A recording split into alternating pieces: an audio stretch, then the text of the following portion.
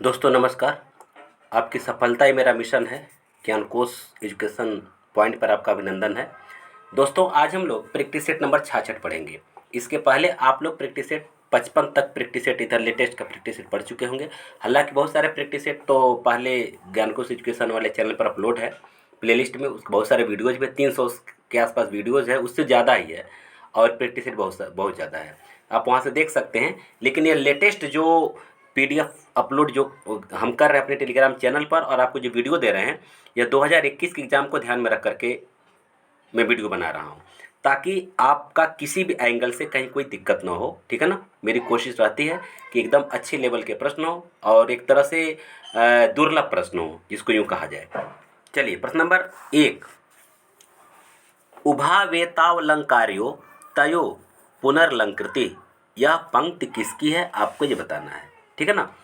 क्या यह कुंतक का है या भामा का है या मम्मट का है या फिर उद्भट का है, किसका है आपको ये बताना है।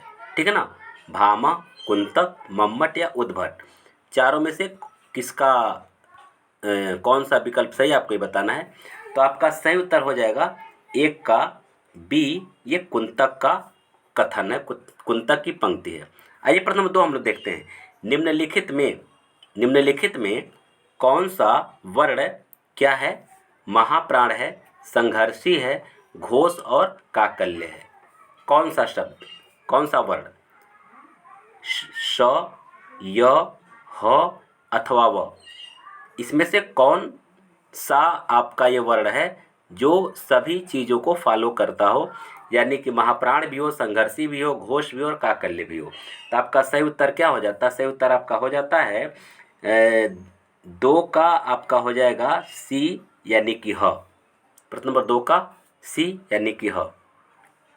प्रश्न नंबर 3 क्या कह रहा है, विज्ञान तथा तकनीकी शब्दावली आयोग, विज्ञान तथा तकनीकी शब्दावली आयोग की स्थापना कब हुई थी आपको ये बताना है। क्या 1961 में हुई थी या 1963 में हुई थी या 1972 में हुई थी या फिर 1975 में हुई थी, कब हुई थी आपको ये बताना है। आपका सही उत्तर क्या हो जाएगा, सही उत्तर हो जाएगा 3 का ए, 1961 में हुई थी। प्रश्न नंबर 4, किस आलोचक ने रामविलास शर्मा को हिंदी आलोचना का परशुराम कहा है। किस आलोचक ने रामविलास शर्मा को हिंदी आलोचना का परशुराम कहा है। क्या सत्यप्रकाश मिश्र ने कहा है या विजय देवनारायण शाही ने कहा है या रामधारी सिंह दिनकर ने कहा है अथवा राम स्वरूप चतुर्वेदी ने कहा है, किसने कहा है आप उत्तर बताइए। तो 4 का आपका सही उत्तर हो जाएगा बी, अर्थात विजय देवनारायण शाही ने कहा है। ठीक है ना। प्रश्न नंबर 5 देखा जाए। प्रश्न नंबर 5 क्या कह रहा है, 1996 ईस्वी में किस रचना पर साहित्य अकादमी पुरस्कार मिला। किस रचना पर मिला था 1996 में साहित्य अकादमी पुरस्कार। क्या ढाई घर पर मिला था या नीला चांद पर मिला था या मुझे चांद चाहिए पर मिला था या अनुभव का आकाश में चांद पर मिला था, किस पर मिला था आप बताइए। आपका सही उत्तर क्या हो जाएगा, 5 का आपका हो जाएगा सी, मुझे चांद चाहिए, मुझे चांद चाहिए, ये होना चाहिए आपका उत्तर। आइए प्रश्न नंबर 6 हम लोग देखते हैं क्या कर रहा है। हजारी प्रसाद द्विवेदी को मंगला प्रसाद पारितोषिक किस कृति पर मिला था। क्या अनामदास का पोथा पर मिला था या कबीर पर मिला था या पुनर्नवा पर मिला था या फिर बाणभट्ट की आत्मकथा पर मिला था, किस पर मिला था आपको ये बताना है। तो आपका सही उत्तर क्या हो जाएगा, आपका सही उत्तर हो जाएगा, आपका सही उत्तर हो जाएगा बी यानी कि कबीर। क्या हो जाएगा, कबीर, कबीर पर मिला था। ठीक है ना। आइए अगला प्रश्न, मृदुला गर्ग किस लेखिका की बहन है। बहुत शानदार प्रश्न है। मृदुला गर्ग किस लेखिका की बहन है। क्या मंजुल भगत की हैं या ममता कालिया की हैं या प्रभा खेतान की हैं या फिर नासिरा शर्मा की हैं, किसकी हैं आपको ये बताना है। आपका सही उत्तर क्या हो जाएगा, आपका सही उत्तर हो जाएगा 7 का ए, मंजुल भगत। ये मंजुल भगत की बहन है मृदुला गर्ग। ठीक है ना। आइए अगला प्रश्न देखते हैं। प्रश्न नंबर 8, हिंदी के प्रचार प्रसार के लिए इलाहाबाद में साहित्य संसद की स्थापना किसने किया? हिंदी के प्रचार प्रसार के लिए इलाहाबाद में साहित्य संसद की स्थापना किसने किया, आपको ये बताना है। क्या भारत सरकार द्वारा किया गया, या रामधारी सिंह दिनकर द्वारा किया गया, या भारत हरिचंद द्वारा किया गया, या फिर महादेव वर्मा द्वारा किया गया? किसके द्वारा किया गया? तो आपका सही उत्तर क्या हो जाएगा? सही उत्तर हो जाएगा 8 का डी, यानी कि महादेवी वर्मा द्वारा किया गया। ठीक है ना। आइए प्रश्न नंबर 9 हम लोग देखते हैं। किस रचनाकार ने उत्तर प्रदेश हिंदी संस्थान का भारत भारती सम्मान ग्रहण नहीं किया? आपको ये बताना है। 9, शिवमंगल सिंह सुमन, रामविलास शर्मा, श्री नारायण चतुर्वेदी, या फिर जगदीश गुप्त? आपका सही उत्तर क्या होगा ये बताना है। तो आपका सही उत्तर हो जाएगा 9 का सी, यानी श्री नारायण चतुर्वेदी।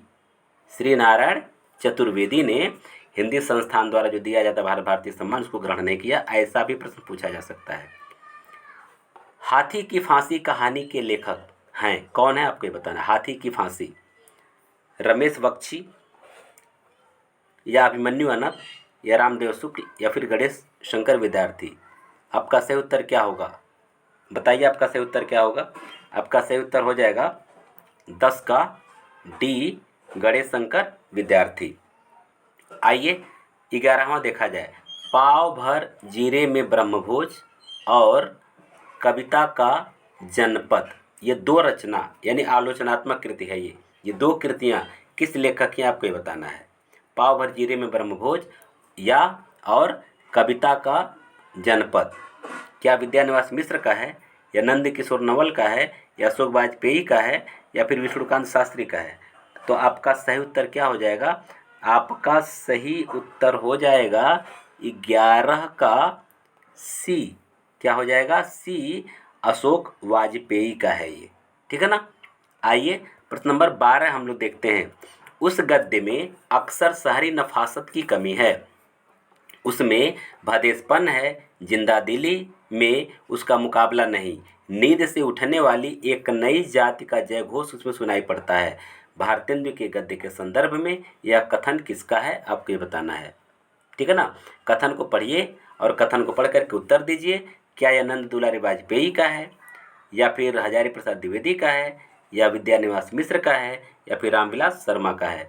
तो 12 का आपका सही उत्तर क्या होगा? जल्दी जवाब दीजिए। 12 का सही उत्तर क्या होगा?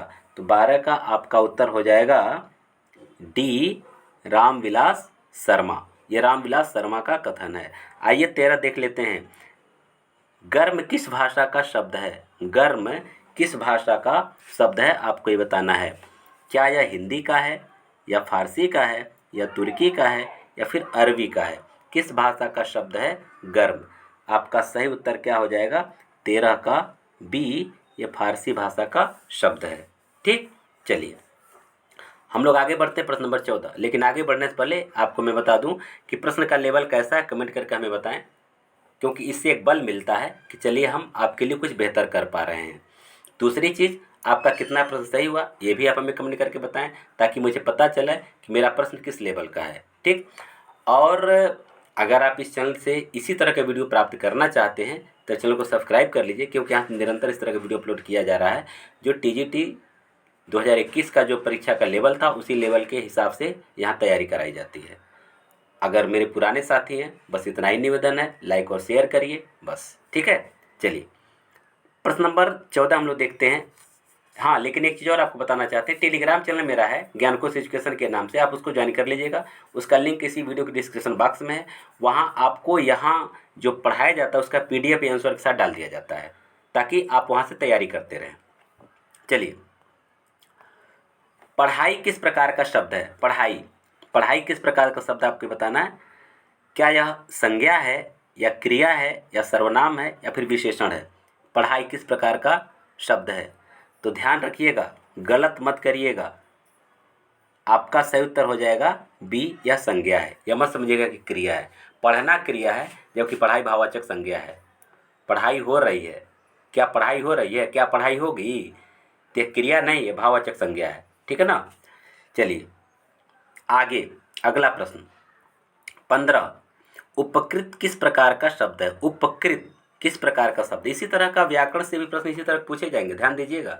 लगता तो है कि संज्ञा में क्या पूछेगा, सर्वनाम में क्या पूछेगा, सब मुझे पता है, लेकिन नहीं, ध्यान रखिएगा, इसी तरह का संज्ञा इसी तरह सर्वनाम पूछा जाता है। तो भाववाचक संज्ञा, विशेषण, अव्यय या फिर क्रिया विशेषण, कौन सा इसमें से किस प्रकार का शब्द है आपको ये बताना है। उपकृत आपका सही उत्तर हो जाएगा, 15 का आपका हो जाएगा बी, ये विशेषण का शब्द है, विशेषण है ये। ठीक है, आइए प्रश्न नंबर 16 हम लोग देखते हैं। निम्नलिखित में समुदायवाचक विशेषण का उदाहरण क्या है। समुदायवाचक विशेषण का उदाहरण क्या है। क्या चौथा है, या चौगुना है, या चारों है, या फिर चार है। समुदायवाचक विशेषण का उदाहरण, तो आपका सही उत्तर क्या होगा। आपका सही उत्तर हो जाएगा 16 का सी, यानी कि चारों। क्या हो जाएगा, 16 का सी, चारों। क्या हो जाएगा, चारों। अगला देखिए प्रश्न नंबर 17। निम्नलिखित में किसे, किस नहीं किसे, निम्नलिखित में किसे 2021 का साहित्य अकादमी सम्मान मिला था। किसे, ठीक है ना, किसे साहित्य अकादमी पुरस्कार प्राप्त हुआ था। क्या अनामिका को मिला था, या दया प्रकाश सिन्हा को मिला था, या नंद किशोर आचार्य को मिला था, या फिर चित्रा मुदगल को मिला था। किसको मिला था आपको ये बताना है। तो आपका सही उत्तर क्या हो जाएगा। तो आपका सही उत्तर हो जाएगा 17 का बी, दया प्रकाश सिन्हा को मिला था। 2021 का साहित्य अकादमी पुरस्कार, लेटेस्ट पुरस्कार भी आप तैयार करते चलें, क्योंकि यह भी प्रश्न पूछा जाता है। 18 देखिए, सर्वप्रथम किस आचार्य ने वैदर्भी तथा गौड़ी रीत का पारस्परिक अंतर स्पष्ट किया। बहुत शानदार प्रश्न है। सर्वप्रथम किस आचार्य ने वैदर्भी तथा गौड़ी रीत का पारस्परिक अंतर स्पष्ट किया। क्या दंडी ने किया, या मम्मट ने किया, या वामन ने किया, या फिर भामा ने किया। किसने किया। तो आपका सही उत्तर हो जाएगा ए, दंडी ने किया था। किसने किया था, दंडी ने सबसे पहले वैदर्भी और गौड़ी रीत के पारस्परिक अंतर को स्पष्ट किया। ठीक है, आइए 18 हम लोग देखते हैं, हो गया। 19 देखा जाए, किस आचार्य ने काव्य हेतु के स्थान पर काव्यांग शब्द का प्रयोग किया है। यह भी प्रश्न बार बार पूछा जाता है, रिपीट किया जाता है। इसको हमें लग रहा है कि आप सबको याद होगा इसका उत्तर, ठीक है ना। क्या है, दंडी, या पंडित जगन्नाथ, या आचार्य वामन, या फिर आचार्य रुद्र, किसका है आपको ये बताना है। तो आपका सही उत्तर क्या हो जाएगा, 19 का सी, आचार्य वामन का ये आचार्य वामन ने इसका प्रयोग किया था सबसे पहले। ठीक, आइए 20 नंबर का प्रश्न देखते हैं।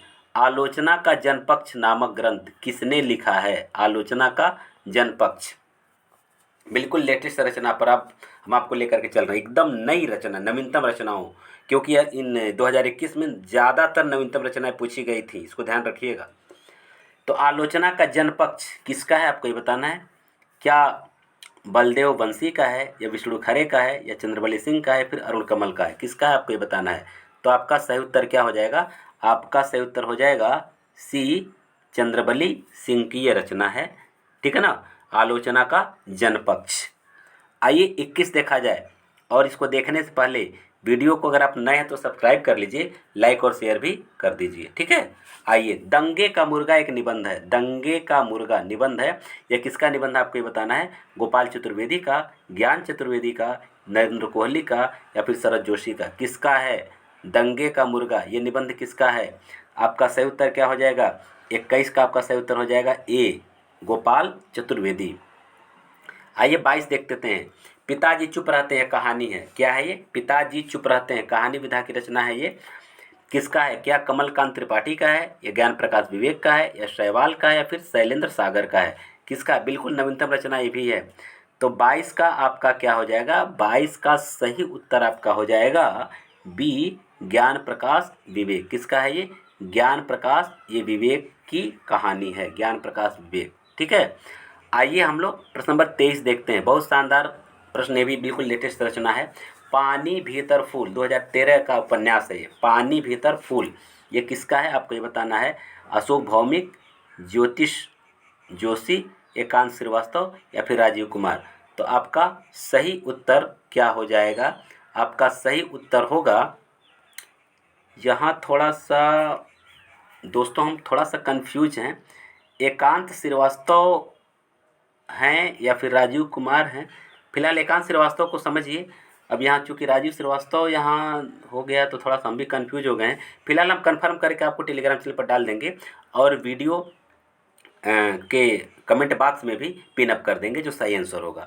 थोड़ा इसमें हल्का सा कंफ्यूज हैं हम, एकांत श्रीवास्तव का या फिर राजीव कुमार का है, ठीक है ना। चलिए आगे बढ़ते हैं। प्रश्न नंबर 24, एक प्रश्न मृत्यु यह किसका नाटक है? एक प्रश्न मृत्यु यह नाटक किसका है आपको ये बताना है, ठीक है ना। तो आपका सही उत्तर क्या हो जाएगा? आपका सही उत्तर क्या होगा बताएंगे। डॉक्टर विनय का है, विनय रस्तोगी का है, शोभा भूटानी का है या फिर मृदुला गर्ग का है? उत्तर दीजिए फटाफट, आप उत्तर दीजिए ताकि मैं आपको उत्तर से अवगत कराऊं, ठीक है ना। तो आशा है कि आपका उत्तर आ गया होगा। तो 24 का आपका हो जाएगा ए डॉक्टर विनय। ये डॉक्टर विनय का नाटक है एक प्रश्न मृत्यु, ठीक है ना। चलिए अगला प्रश्न हम देखते हैं, 25वां प्रश्न। सर्वेश्वर दयाल सक्सेना का एक नाटक है बकरी। क्या नाटक उसका नाम है? बकरी। तो बकरी का प्रकाशन वर्ष आपको बताना है, कब इसका प्रकाशन वर्ष है। क्या 1975 है, 1974 है या 1976 है या फिर 1972 है? कब का है आपको ये बताना है। तो आपका सही उत्तर क्या हो जाएगा? आपका सही उत्तर क्या हो जाएगा? आशा है कि आप उत्तर दे चुके होंगे। जल्दी जल्दी बताइए इसका उत्तर ताकि हम अपना उत्तर आपको बताएं और आपको अवगत कराएं।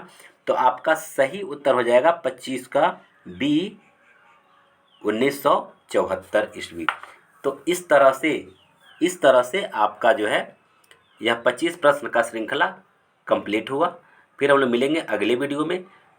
दशहरा का आप सबको हार्दिक शुभकामनाएं। माता रानी से यही विनती है कि आप सब सफल हों। हमारे जितने भी सब्सक्राइबर हैं, जितने भी मेरे दोस्त हैं, जो भी मेरे चैनल को देख रहे हैं, सब के सब लोग सफल हों, यही शुभकामना मैं माता रानी से मांग रहा हूं। और फिर हम लोग मिलते हैं अगले वीडियो में। आप सबको बहुत बहुत धन्यवाद।